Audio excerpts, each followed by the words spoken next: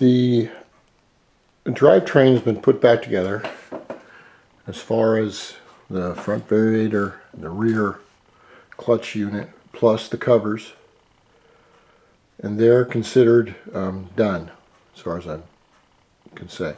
I have bolted the pipe on just for looks because I want to see how it looked, the way it's going to look. And is that badass or what?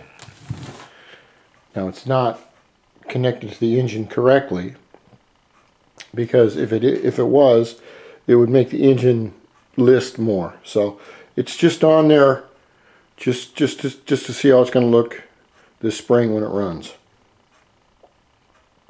Our next thing that we're going to do is go over the reed valves.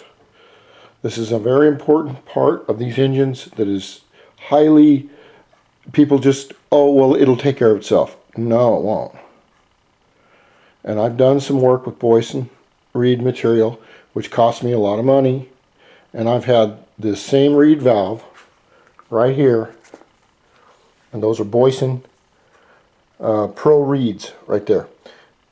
Now these are, it's Boyson Pro reed material, because they do not make a reed pedal for this CT as far as I know. But it fits right here, and you can see how that goes on there, like that. Now the reed valve is very important for a few reasons. For one, it shows you how crisp a response that you have in your full range of throttle from, let's just say, 3 ways, from low to mid to high speed. All right. Now, what this book shows us how to do, and this is a 2-stroke tuning by A. Graham Bell, is a very good book on explaining how to fix the reed valves. This is a rotary reed valves. I don't know what the hell that's for. But for our purposes, this is a stock CT reed valve cage. This is the CT reed valve enclosure, which holds the cage, which is right here. And there's 3 pieces, 1, 2, and 3. Okay, what the book explains here very simply is that this piece right here, which has 2 pedals, and this has 2 pedals right here. This is your stock pedal, for instance, and this is your one that's widened. And these lines here show how far that you can widen this particular cage, because we know that the reed valve material, which is, here's another different type, but the reed valve material is going to cover all of the holes.